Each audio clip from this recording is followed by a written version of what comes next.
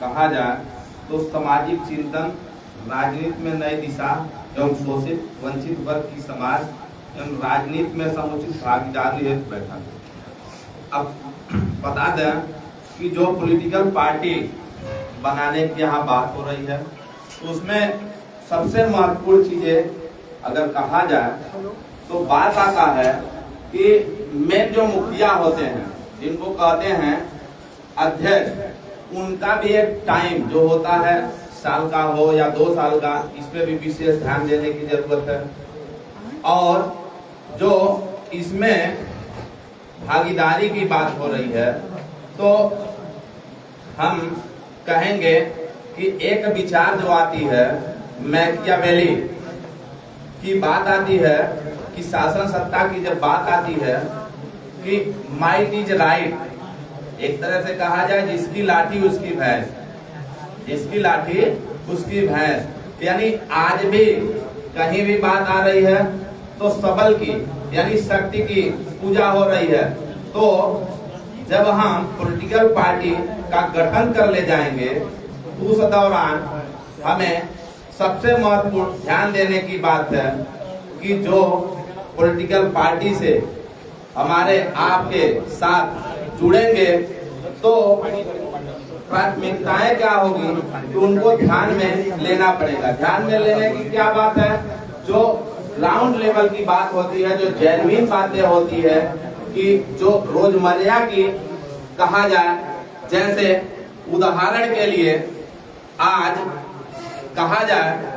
यहाँ कहा जाए वाराणसी में माननीय प्रधानमंत्री जी के संसदीय क्षेत्र कहा जाए, यहाँ से अगर बताने की बात आ रही है तो मैं ये कहूँगा कि जैसे शासन प्रशासन से लड़ने की बात आती है, जो हमारे साथ लोग जुड़ेंगे, अगर वो पीड़ित होते हैं, उनको शासन प्रशासन द्वारा परेशान किया जाता है, तो उस दौरान जो पॉलिटिकल पार्टी के आपके कार्यकारिणी होगी, उन्हें मजबूती से उनके साथ खड़ा होने की जरूरत पड़ेगी। और लोग हमसे आपसे जुड़ेंगे क्यों? क्योंकि हिंदुस्तान में डेली यानी कहा जाए प्रत्येक दिन पार्टियां बन रही हैं,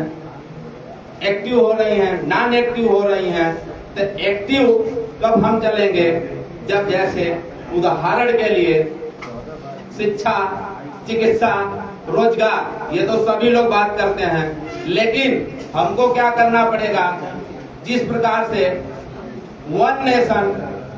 वन वोटर, वन नेशन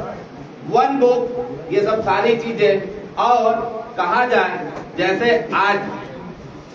सितंबर से देखने को काफी पूरे हिंदुस्तान में देखने को मिल रहा है, जिसका अगर कहा जाए तो मैं गोरखपुर से वह पहला व्यक्ति हूँ कि जो बिजली की समस्या, जो पुरानी मीटर थी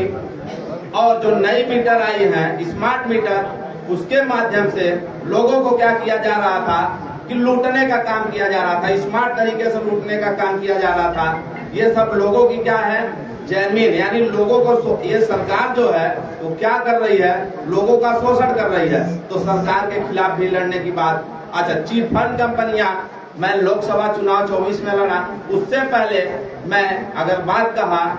कहूँ तो जैसे चिट फंड कंपनियां में हमारे भारत के अगर कहा जाए हिंदुस्तान के लाखों करोड़ों अभिकर्ता निवेशक एक तरह से कहा जाए रोड पे आ गए, जो अपने खून पसीने की कमाई जो जुटा के रखे थे, जमा किए थे, एक सपना लेके कि लोगों का हम क्या करेंगे, अपने बच्चों का शिक्षा के प्रति एक तरह का मकान और सब जरूरत के लिए रखे थे, उनकी आवाज यानी चिट फंड कंपनियां जैसे सहारा, पीएसएल, पिंतान, यूनाइटेड रोड वैली, तमाम जो कंपनियां हैं उनका भुगतान कराने, जो सीधे सीधे अगर कहा जाए तो माननीय प्रधानमंत्री जी, अगर कहा जाए माननीय अमित शाह जी, लोगों को पूरे हिंदुस्तान के लोगों को मूर्ख बनाने का काम कर रहे हैं। और फर्जी सहारा रिफंड पोर्टल ऐसे करके तमाम अगर कहा जाए जो ग्राउंड लेवल पे मुद्दे हैं वो मुद्दे जोड़नी पड़ेगी। और जोड़ने के साथ साथ सबसे अगर कहा जाए महत्वपूर्ण चीज है कि पॉलिटिकल पार्टी को चलाने के लिए तो सबसे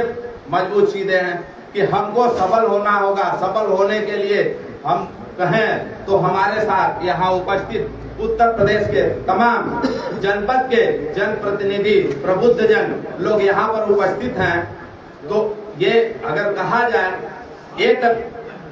जैसे भाई साहब ने अभी गुलदस्ते की बात कर रहे थे कि ताकत बनने की बात अगर आती है तो हम आपको एक साथ होकर लड़ने की जरूरत होगी। जो हमारा कार्यकर्ता होगा पॉलिटिकल पार्टी का, उसके साथ हमको क्या करना पड़ेगा, तन मन धन के साथ लगना पड़ेगा। वो जब बुलाए तो उसके साथ खड़ा होना पड़ेगा। इसी के साथ हम अपनी बात विराम करते हैं। धन्यवाद। बहुत बहुत